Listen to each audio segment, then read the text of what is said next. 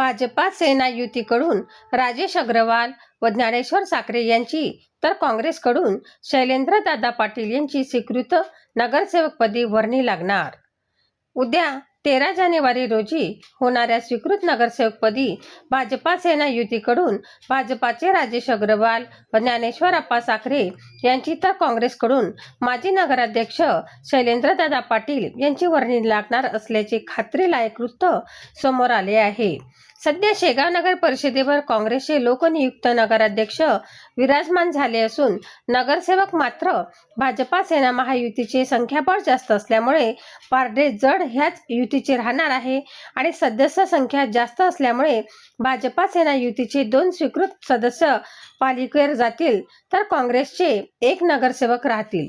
भाजपाच्या उमेदवारांनी स्वीकृत सदस्य पदासाठी अर्ज भरले असून ज्यामध्ये राजेश अग्रवाल, ज्ञानेश्वर साखरे, माजी नगरसेवक दीपक धमाळ, अरुण चांडक, अशोक डांबे यांची नावे आहेत तर काँग्रेसच्या वतीने माजी नगराध्यक्ष शैलेंद्रदादा पाटील यांनी एकमेव अर्ज भरला आहे। राजेश अग्रवाल भाजपाचे 1995 एकनिष्ठ आणि खंते समर्थक असून त्यांनी भाजपाचे शहर सरचिटणीस तथा युवा मोर्चाचे प्रदेश कार्यकारिणी सदस्य म्हणून पद भोगले आहे। त्यांनी इमानी इतबारे पक्षांची सेवा केली असून ते आमदार डॉक्टर संजय कुटे यांचे निकटवर्ती आहेत। त्यांनी मागील 3-4 टर्ममध्ये पक्षाकडे कधीच पदाची मागणी केली नाही तर उलट दुसऱ्या इच्छुकांसाठी त्यांनी स्वतः नेहमीच बलिदान दिले। त्यामुळे राजेश अग्रवाल यांचा यावेळी पूर्ण क्लेम होतो। तसेच भाजपा पक्षात ही राजेश अग्रवाल यांना संधी मिळाली पाहिजे अशी भावना आहे।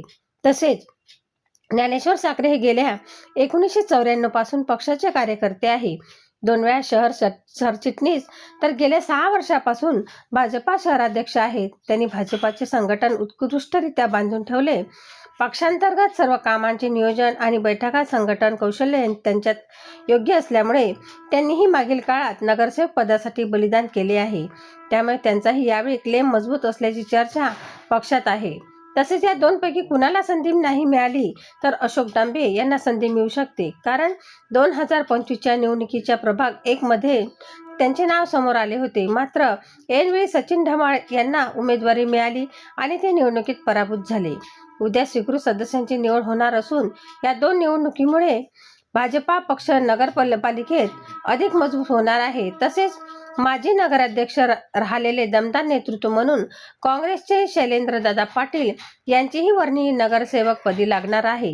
सध्या खात्रीलायक माहितीनुसार ही नावे पक्की झाली असल्याची माहिती असून ऐनवेळी भाजपाकडून आमदार डॉक्टर संजय कुटे काय फायनल करतात याकडेही शहरवासियांचे लक्ष राहणार आहे।